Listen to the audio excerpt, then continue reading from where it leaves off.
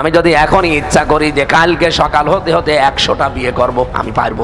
করলে হয়তো এতটা কষ্ট পেতাম না, কিন্তু ওরা আমার একজন মানুষজনের সামনে আমার জামা কাপড় টেনে আমার ইস্তেহানি করেছে, আমার ইজ্জত মানুষের সামনে দেখাইছে যে তোরা দেখ, ঢাকায় মহিলার ইজ্জত দেখ তোরা, এগুলো আমার সাথে করেছে। আমি ন্যায্য একটা বিচার চাই, কিন্তু আমার ন্যায্য বিচারটা কেউই করছে না, আমার পক্ষে নিয়ে কেউ দাঁড়াচ্ছে না।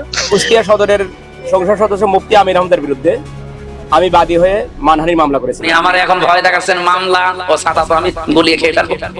তো আমার বিছনায় আসছে পরে আমি শিক্ষক দিছি আর আব্বুরে মারছিল। সবাই মিলে এগুলো দেখে আমার আব্বুর চরিত্র খারাপ দেখে সবাই আগ থেকে জানে আমার আব্বুর চরিত্র খারাপ, আমার আব্বু একজন এরকম লম্পট। মেয়ের গর্ভে বাবার 5 মাসের সন্তান শুনতে অবাস্তব মনে হলেও এমনই এক শিউরে ওঠার মতো ঘটনা ঘটেছে। মুফতি আমির হামজা এক এক সময় এক এক রকমের কথা বলে থাকেন। যখন আওয়ামী লীগ ক্ষমতায় ছিল তখন তিনি বলেছেন তার বাপ দাদা এবং নানা আত্মীয় স্বজন 14 গোষ্ঠী সবাই আওয়ামী লীগ করে এবং শেখ হাসিনাকেও তিনি অনেক বক্তব্যতে উস্কে দিয়েছিলেন। সেই আমির হামজা জামাত ইসলামের নমিনেশন পেয়ে ক্ষমতায় আসার পরে এখন তিনি 500 বিবাহ করার মতো এরকম দুঃসাহস দেখাচ্ছেন, শুধু যেখানে শরিয়ত সম্মতভাবে 4টি বিয়ে করার অনুমতি দেওয়া সেখানে এমন বক্তব্য তিনি দিয়েছিলেন। শুধু তাই নয়, একটি নারীকে রাস্তায় উলঙ্গ করে যে অপমান করেছিলেন, সম্পূর্ণ বিস্তারিত ভিডিও না দেখলে আপনারা বুঝতে পারবেন না যে তার বক্তব্য আর বাস্তব তিনি কেমন। আমি যদি এখনই ইচ্ছা করি যে কালকে সকাল হতে হতে 100টা বিয়ে করব, আমি পারবো। একটি নয় দুটি নয়, ইচ্ছা করলেই পারবেন 100টি বিয়ে করতে, এমনই এক মন্তব্য করেছেন ইসলামী বক্তা ও বাংলাদেশ জামাতে ইসলামী সমর্থিত কুষ্টিয়া 3 সদর আসনের সংসদ সদস্য প্রার্থী মুফতি আমির হামজা। তার এই বক্তব্যটি সামাজিক যোগাযোগ মাধ্যমে ভাইরাল হয়ে ব্যাপক ট্রল ও নিন্দার মুখে পড়েছে। সম্প্রতি এক ওয়াজ মাহফিলের মঞ্চে বসে তিনি বলেছেন এই কথা। বক্তব্যে তাকে বলতে শোনা যায়, আমি যদি এখনই ইচ্ছা করি কালকে সকাল হতে হতে 100টা বিয়ে করব, তা আমি পারবো। দেশে বিদেশে যত ভক্ত আছে যদি একবার ফেসবুকে পোস্ট দিয়ে দিই তবে সারা দেশ থেকে 100টা না 500টা চলে আসবে বলেও মন্তব্য করেন তিনি। RICL TMX, যুগের পর যুগ স্থাপনা থাকে মজবুত।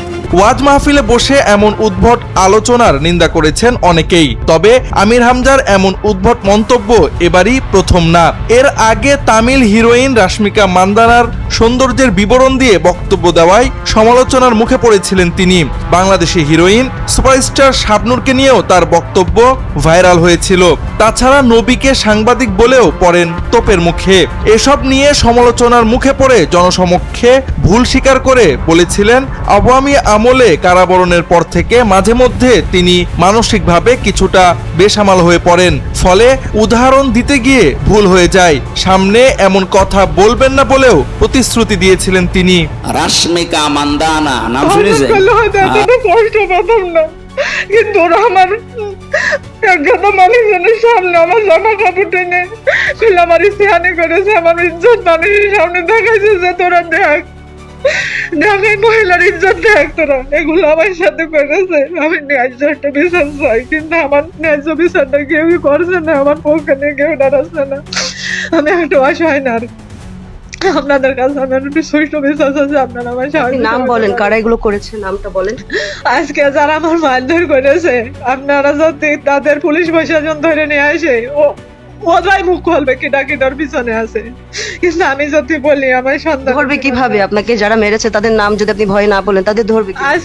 আজকে আমাকে মেরেছে বাগদি স্বজাতি, পিতার নাম মৃত্যু দিলীপ কুমার, তার ছেলে অসিত, তার ছোট ছেলে বিশ্বজিৎ, আর তার 2 মেয়ে রীতা, তার বেটার বই শিখা। আমার রাস্তার 2 সাইডে পুরুষ মানুষ দাঁড় করাইতে ওরা আমার মারধর করে আমার পণ্যের সালোয়ার পর্যন্ত খুলে 10 জনাকে দেখাইছে। আমি কোন দেশে বসবাস করি, আমার তো ইজ্জতেরই কোনো নিরাপত্তা নেই। আজকে আমি একটা মেয়ে, আমাকে হাজার হাজার সামনে আমাকে উলঙ্গা করা মানে কি? আমি তো মা, আমার তার ইজ্জত। একজনাকে যে ধর্ষণও করা হয়তো 2 জন করে 5 জনা করে, কিন্তু আমার এই ইজ্জতটা যে 10, 15, 20 জনের সামনে দেখা যায়, আমি এর বিচার চাই।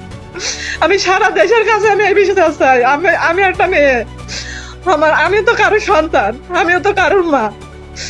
আপনাদের কাছে আমি বিচার চাচ্ছি, আপনারা আমার সহযোগিতা সাহায্য করেন, কারণ কোনো আইন আমার পাশে দাঁড়াতে চাচ্ছে না, কোনো পুলিশ প্রশাসন আমার স্টেপ নিচ্ছে না। কেন? আমিও তো এই দেশের একজন নাগরিক, আমার কি অপরাধ? আমার ছেলে 4 বছর প্রবাসে থাকে, আমি চান্দা দিতে রাজি না হয়, এটাই তো আমার অপরাধ। আজ সামান্য চান্দার জন্য আমার ইজ্জত যে 10 জনের সামনে আমাকে উলঙ্গা করলো, এটা কি? আমি এই ন্যায় বিচারটা চাচ্ছি। আমি প্রত্যেক মানুষের কাছে, আমার বাংলাদেশের মানুষের সবার কাছে আমি ন্যায় বিচার চাচ্ছি। আমার ন্যায্য বিচার করুন। আর স্বামী কোথায়?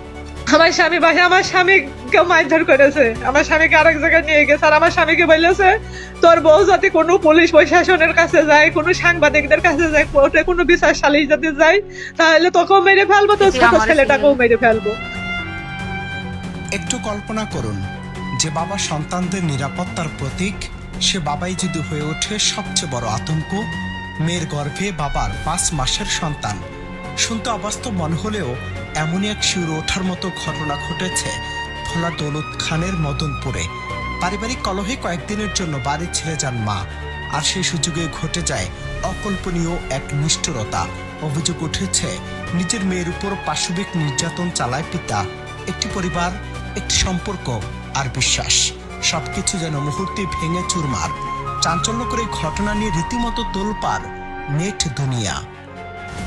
তোর মারে যদি বলো তোর কুবাইয়ে গাঙে নালা দিন, আর তোর মারে বলে তোর মারও আলাম পৃথিবীতে মা মায়া বেটি বাবার কাছে নিরাপত্তা না, তাই তো কালি কার কাছে ভুক্তভোগী তরুণী এবং তার মায়ের অভিযোগ, তার ইচ্ছার বিরুদ্ধে জোরপূর্বক ধর্ষণ করা হয় তাকে। শুধু একবার নয়, বারবার সেই নির্যাতনের শিকার হতে হয়েছে তাকে। একসময় পরিস্থিতি এমন জায়গায় পৌঁছায় যেখানে সে বুঝতে পারে তার গর্ভে বেড়ে উঠেছে এক অবাঞ্ছিত সন্তান। লজ্জা, ভয় আর সামাজিক চাপে কাউকে কিছু বলতে পারেনি সে। নিঃশব্দে সহ্য করেছে এক অমানবিক যন্ত্রণা।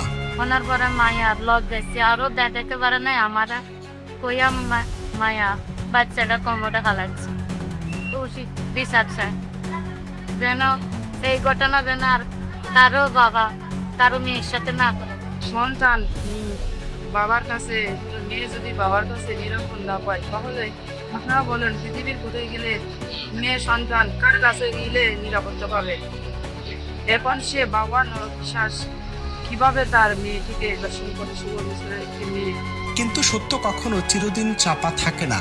অবশেষে বিষয়টি জানাজানি হলে তোলপাড় শুরু হয় পুরো এলাকায়, ছড়িয়ে পড়ে সামাজিক যোগাযোগ মাধ্যমেও।